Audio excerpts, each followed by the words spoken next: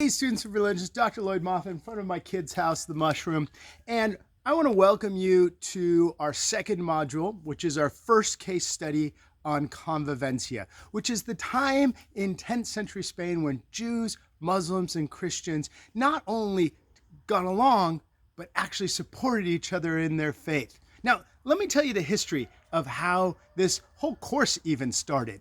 Well, when I first came to Cal Poly, one of the first courses that I developed was a religion and violence course. It was not too long after 9/11, and everybody in the media was talking about religion and violence, and so it seemed like the most appropriate thing to talk about.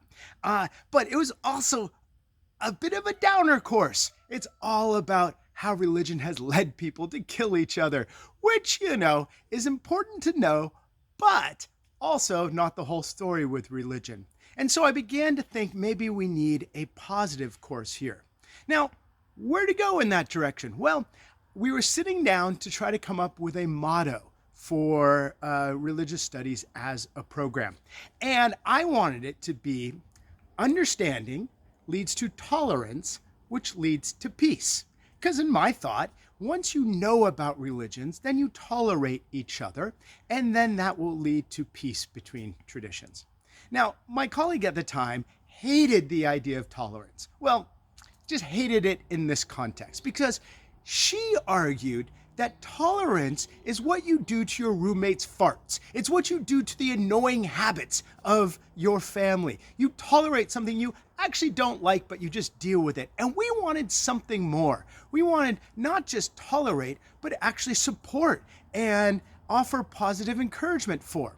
And one of the students at the time, a history student, was taking a class in Spanish history. And she said, "It sounds like convivencia."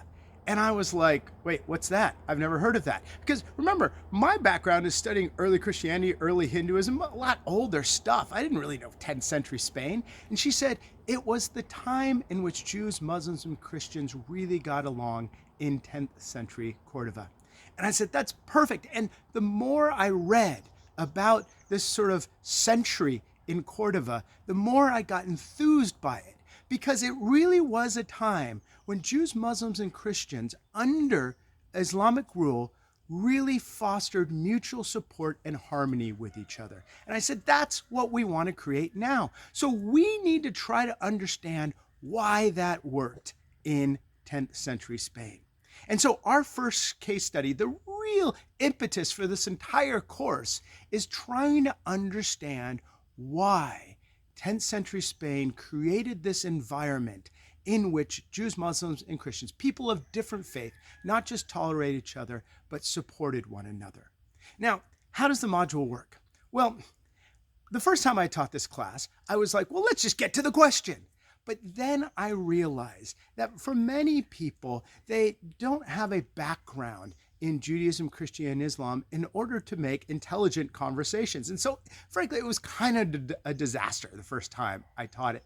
And so what I realized is we need to start with some foundational knowledge of Judaism, Christianity, Islam, how those three religions have interacted with each other, and the history of Cordova and the place where Convivencia happened. So what you do in this lesson is first we have a little introduction into Abraham, which the figure that links Judaism, Christianity, Islam together. Then you've got a primer on Judaism, a primer on Christianity, a primer on Islam. We have a lesson about the historical interactions between those three faiths. And then we have a lesson on the history of Cordova and religion there.